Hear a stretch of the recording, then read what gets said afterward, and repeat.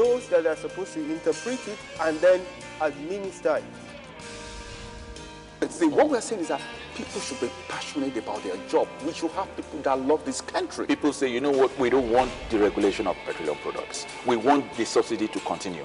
We want our refineries to be prepared. But you go talk to somebody who runs or works in one of these refineries, they will tell you why those refineries can never work. There is a present and real danger for the corporate existence of Nigeria. Generally, this government is considered as weak. It should not be so. If we remain like that, then we will remain in socio-economic and political thraldom. So when you talk about passion, the people ruling us, they are not passionate. Well, let's take the House of Reps is not passionate. The senators are not passionate. That's why they are discussing without doing anything. Which sacrifice are they going to offer? In Nigeria, governance is not about servanthood. Governance in Nigeria is about what can I get. That will improve this country. So it's time for everybody. See, the entire House need to look back into what they've been doing in the last few months and decide to make a very serious move that would change the process. And that is very, very important because Nigerians are watching. The world is watching. Everybody is watching. Every move they make is being looked at critically. So they need to do things right now that will give confidence to the people that elected them. Otherwise, there will be an uproar. People will rise up and tell them, look, we're recalling all of you. We don't need to see that happen. So they need to change. They need to begin to do something better. Wow. This is the agenda if you're just joining us, and we've been talking about topical issues bordering on especially politics, the probe panels, the controversial probe panels by the Nigerian House of Representatives, and I've been speaking with distinguished guests here, Mr. Sotonye and Mr. Michael. They've done so well to this. We've been drilling down on lots of information. Now, I want to go back to the question, because of these complaints that most of the adopted reports, which has ended the same way. Most of the reports, findings and all that has ended the same way, where no corporate seems to have faced the wrath of law, owing to the fact that Senator Ndume, related to Boko Haram, and all of a sudden other news issues, came on board, and that matter, we've not found out the end of it yet. We also have Senator Hembe, Honorable Hembe, right, actually, that's Capital Market Probe boss. Right now we've not seen what is happening about his case, and now the Farouk Lawan. It looks like no corporate has actually faced the wrath of law. Who do you think takes the blame to this? What do you think should be done? What is your take? You see, I would want to say something. Nigeria, as a whole, takes the blame. Okay. We need to change our attitude, the way we react to things. We need a complete change in mindset, in attitude. We need to begin to demand for performance. We need to begin to place demand on the people we've elected to govern us. We need to get them to give us results, outcomes of their activities. And until we begin to demand, okay, these details from them, will not go anywhere. We need to place a demand of accountability. Let elected officers be made liable to account for their offices. Let the constituency that put them into power begin to demand, look, tell us what you have done for these 4 years. What have you done? Don't wait even for 4 years. In 1 year, what have you done? Okay. What have you done? What have you done? If we begin to ask, what have you done? What have you done?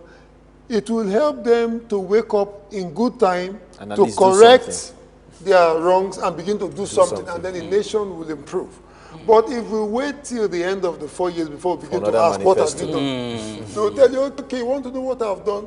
Just give me another opportunity to go for another 4 years. I'll tell you what I can do. So in other words, what he's saying is that the system is to be blamed. It's the system that is wrong. It's responsible for for this. How can you have probe without any action? It's not the first probe. We've had many probes, and the probe will come and we have big headlines. This person is the culprit, that is the culprit. And at the end of the day, you forget about it. Then you start another probe. If that is what we are doing all the time, if anybody that is doing the same thing all the time should expect the same result. When you expect different results, it means that person needs a psychiatric treatment. So, really, they are doing the same thing and they are expecting a different result. You cannot get it. So it's the system that is wrong. If the system has put in place that a person is culpable, he should be made to face the music immediately. So are you saying they should hand over their jurisdiction, to the right? What jurisdiction do they have? The probe. The panel will do the probe, and at the end of the day, they will say, well, this one is this one is this. If somebody has committed a criminal offense and you find him culpable, give it to the people to deal with it. Give it to the people to deal with it. So that's not done. It's forgotten. It's swept under the carpet. Then they will prepare another one. So I think the system is the problem. Now, currently, our president is in Brazil for a summit. Our president is in Brazil for a summit where we're actually holding a world record of 117-man delegation to Brazil on environmental issues. Fantastic. Now, the Senate has summoned the president. They did that on Tuesday, actually, and his security chiefs to explain the current security challenge that is being tackled and how he's tackling it. So they need an explanation. Do you see this as a serious attempt by the Senate to help contain the crisis, or a way of just maybe creating some activity for themselves? Because I believe they should have been aware of the trip and the 115 or 16-man delegation that accompanied him to Brazil. Do you think they're just maybe trying to make a name or create a form of activity for them? You have three things rolled into what you have just said. Okay. First of all, we have a world record of 117 delegates to Brazil. Environmental discussions in Brazil. That means that the president, when he comes back, should think again. We don't need that record. That's a wrong record for Nigeria. That's number one. Number two, the Senate sending to the president, does it mean the president is the chief security officer that is he going to direct the affairs, or are you going to put in place something for security that will curtail the excesses of these enemies of the nation? Is that what you're going to do? Is that what they should be discussing? They should be discussing this way out to the security matters in Nigeria. They should be meeting with the president to tell him, look, this is the way to do it. My advice is that there should be a channel for security. Security is not something you discuss on the television. It's not something you discuss in the pages of the newspaper. It's something you discuss with a handful of people. And this information, there should be a channel that is secure, that people can send advice to.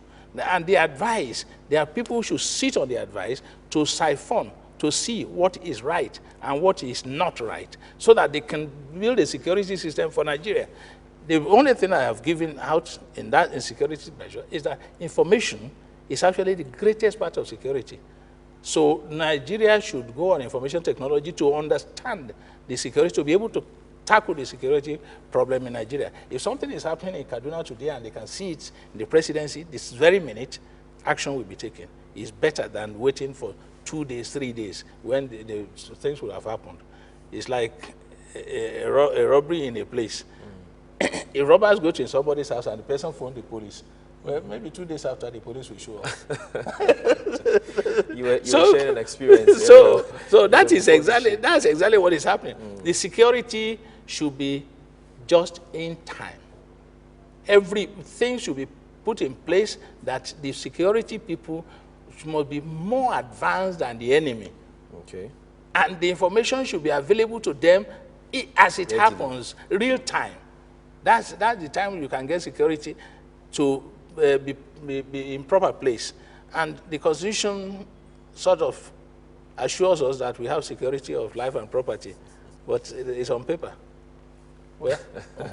So, you have your own addition. Do you think the Senate is actually trying to create some activity in the House by summoning the president? We also have northern leaders like the governor and other security chiefs that are actually sitting directly with these people that are causing the mayhem in the north. Yeah. Do you think they are the ones to be summoned even before the president by the Senate? You see, when these security issues arise, the first set of persons to begin to meet, consult with, and then hear their opinion would be, look, there's a governor of the state. He is the #1 chief security officer of that state. What is he doing in that state? But then we're not operating in a proper federal character, proper federal character system where we have state police and we have the federal police. So do you think he actually has proper authority over the security in that state? To some extent, yes. See, he is the governor. The governor should know what is happening. There's a police commissioner, there are other military installations. The governor gives them instructions, and they meet regularly with the governor to determine what steps to take to protect the lives and property of the state. You see, so these people are the first people you bring in. Come, what is happening? Are you aware of this? Tell us. Tell us. Now, he had mentioned something earlier. We are in a technologically advantaged season. We don't need to reinvent the wheel. No, today you have satellite technology that you can install, and from Aso Rock you can monitor everything happening all over Nigeria. We need to begin to take advantage of available technological resource. Okay, this is jet age, computer age. Let's take advantage of this resource and maximize them. Use them to our best benefit. If we begin to go that way, we'll be able to curb the security issues in this country, because there is a face behind every crime. And this is the right time to begin to identify the faces behind the crime so that you can put this problem to an end. Wow. All right, viewers, you've heard it from Mr. Sotonye Anga, the MD of Dawacom International Consultant and Public Policy Analyst. He said it all. He's giving us a tip, actually, because I'm hoping that this show continues next week. So stay tuned, because they've all given us the way forward. Mr. Michael Adediji, thank you so much. He's an industrialist, but they are also Nigerians, so they're directly affected by these issues. What we do here is setting the agenda right and redefining patriotism. If you're just joining us, well, you can also join us by reaching us on our email, agenda@loverplusnews.net. You can get some summary of the whole issues we've talked about. My name is Philip Ihaza. I've been the moderator of this show. I hope we've done well in giving you all these issues and bringing up the issues bordering in politics, security, and all of that. It's been a nice show. Thank you so much. Once again, my distinguished guest. Until same time next week when we meet you, same time, same station. My name is Philip Ihaza. Have a blissful week ahead of you.